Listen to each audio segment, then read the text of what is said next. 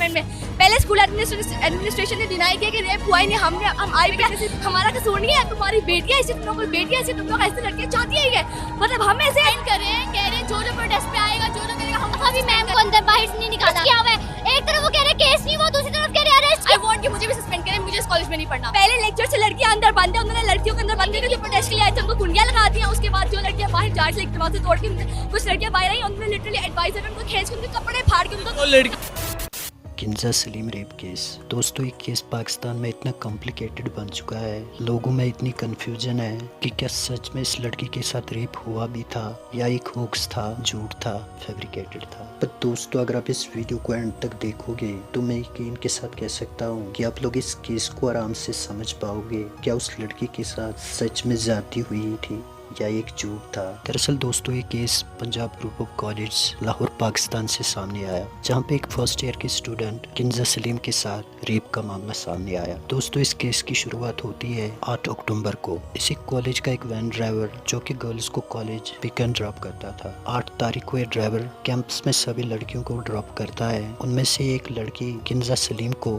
रुकने के लिए बोलता है। ये वैन ड्राइवर उसे फीस के किसी मामले के बहाने उसे रोक देता है और बाद में इसी बात के बहाने उसे कॉलेज के कैंपस 10 बेसमेंट की तरफ लेके जाता है। दोस्तों इसी बेसमेंट के बगल में एक छोटा सा रूम भी होता है। ये रूम इसी कॉलेज के एक सिक्योरिटी गार्ड का रूम होता है। दोस्तों यहाँ पे एक कॉलेज सिक्योरिटी गार्ड उसे जबरदस्ती अंदर रूम में लेके जाता है और उसके साथ जबरदस्ती करने लगता है। जब ये लड़की जोर जोर से चिल्लाना स्टार्ट करती है, इसी बेसमेंट के बगल में कुछ और गर्ल्स भी मौजूद थी। उन्होंने इस आवाज को सुन लिया और वो दौड़ के किसी कॉलेज मेंबर को बुलाती है और ये सब इस बेसमेंट की तरफ जाते हैं। दोस्तों इनमें से एक लड़की ने अपना मोबाइल फोन ऑन रखा था। जैसे ही लोग ये मंजर देखते हैं तो गर्ल्स जोर जोर से चिल्लाने लगती हैं और एक कॉलेज मेंबर इनको चुप होने के लिए कह रहा था और इसने जाके प्रिंसिपल को बुलाया। कॉलेज प्रिंसिपल इस स्पॉट पे पहुंचती है और वो फौरन एम्बुलेंस को फोन करके इस लड़की को एम्बुलेंस में डाल के इसे हॉस्पिटल शिफ्ट किया जाता है। इस प्रिंसिपल का नाम सादिया जावेद है। ये प्रिंसिपल लड़कियों को अपने अपने क्लास में जाने के लिए बोलती है, पर लड़कियां शोर मचाने लगती है। लड़कियां एक ही बात पे अड़ी थी कि किन्जा के साथ गलत हुआ है, हम चुप नहीं रहेंगे। दोस्तों ये प्रिंसिपल को धमकाती है। इतने में दोस्तों एक लड़की इस प्रिंसिपल से कहती है कि मैंने इस सारे मनाजिर को अपने फोन में कैप्चर किया है। दोस्तों जैसे ये प्रिंसिपल ये बात सुनती है तो ये फौरन उस लड़की से फोन छीनती है और उसके बाद उस फोन को तोड़ दिया जाता है और मामले को दबाने की कोशिश की गई। दोस्तों ये सारी घटना 8 तारीख को होती है और 11 तारीख को इंस्टाग्राम पे एक पोस्ट किया जाता है। इसमें ये मेंशन था कि ओन नामी एक सिक्योरिटी गार्ड ने किन्जा नाम की लड़की के साथ ज्यादती की। जो कुछ भी इस इंस्टाग्राम पोस्ट में था वो ऑलरेडी मैंने आपके साथ डिस्कस किया है। दोस्तों जैसे इस पोस्ट को इंस्टाग्राम पे पब्लिश किया गया, दोस्तों विद इन मिनट्स ये बहुत तेजी के साथ वायरल हुआ। इस पोस्ट को लाखों की तादाद में डिसेमिनेट किया गया। अब दोस्तों ये केस पूरी तरह से लाइमलाइट में आया। लाहौर के हर कॉलेज में प्रोटेस्ट होने लगे और दोस्तों प्रोटेस्ट इतने हैवी थे कि कैंपस की तोड़फोड़ की गई। इसमें पुलिस ने 350 से ज्यादा स्टूडेंट्स को गिरफ्तार किया और दोस्तों इसमें बहुत सारे जख्मी भी हुए। पर दोस्तों स्टूडेंट्स थमने का नाम ही नहीं ले रहे थे। एक तरफ से कॉलेज एडमिनिस्ट्रेशन और गवर्नमेंट ऑफिशियल्स इसको बेबुनियाद फेक कहने लगे और दूसरी तरफ से स्टूडेंट्स किन्जा के लिए जस्टिस मांगने लगे। स्टूडेंट्स का कहना था कि कॉलेज के सीसीटीवी फुटेज को गायब किया गया है और सिक्योरिटी गार्ड को खुफिया तौर पे कहीं भेजा गया है। जब स्टूडेंट्स की मांग बढ़ने लगी तो पुलिस ने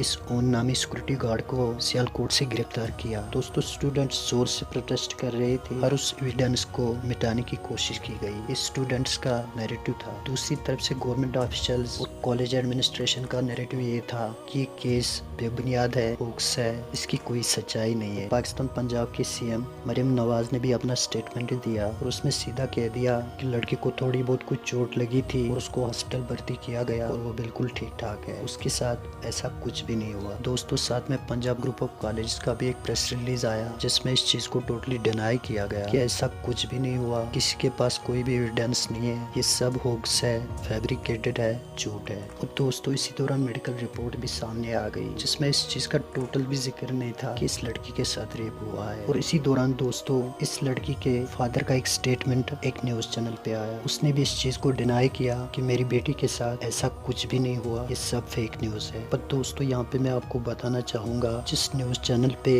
इसने स्टेटमेंट दिया, ये न्यूज चैनल दुनिया टीवी इसी पंजाब ग्रुप ऑफ कॉलेज के ओनर मियां आमिर महमूद की की अपनी चैनल है। दोस्तों इस बंदे के पाकिस्तान में 430 से ज़्यादा कॉलेजेस है। दोस्तों ये पाकिस्तान में एक पावरफुल बंदा है। यहाँ पे दोस्तों लोगों का ये भी शक है कि इस बंदे ने पैसे खिला के इस केस को दबाने की कोशिश की, क्योंकि ये नहीं चाहता था कि इसके कॉलेज का नाम खराब हो। लड़की के माँ बाप को पैसा खिलाया गया, उनको धमकाया गया और वो चुप हो गए। एक तरफ से कॉलेज एडमिनिस्ट्रेशन और गवर्नमेंट ऑफिशियल्स थे और दूसरी तरफ से स्टूडेंट्स लगातार प्रोटेस्ट कर रहे थे कि किंजा को जस्टिस दिया जाए। जिस लड़की किंजा के साथ ये सब हुआ दोस्तों, उसके बाद वो कभी सामने क्यों नहीं आई, ये एक बहुत बड़ा सवाल है। ना ही उस लड़की ने इस चीज को डिनाई किया और ना ही उस लड़की ने ये कहा कि मेरे साथ ऐसा हुआ। वो लड़की कंप्लीट सीन से गायब है। पर दोस्तों यहाँ पे कुछ सवाल है जो बहुत ही इम्पोर्टेंट है। अगर ये सब कुछ झूठ था, कॉलेज की सीसीटीवी फुटेज को गायब क्यों किया गया? जिस गर्ल स्टूडेंट ने